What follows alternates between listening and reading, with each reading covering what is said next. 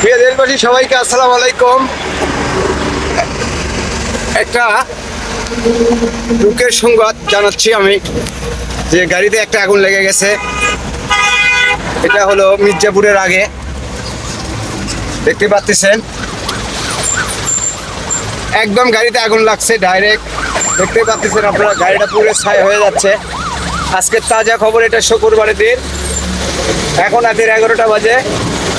আপনারা দেখতেই পাচ্ছেন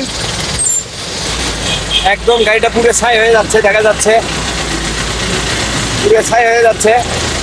আমি এই ভিডিওর পরে 99-এ ফোন দেবো, দিয়ে এখান উঠে এই জায়গার কথা জানাবো। পুরো ছাই হয়ে যাচ্ছে, দেখেন আপনারা। আজকের এটা তাজা খবর, শুক্রবারের দিন।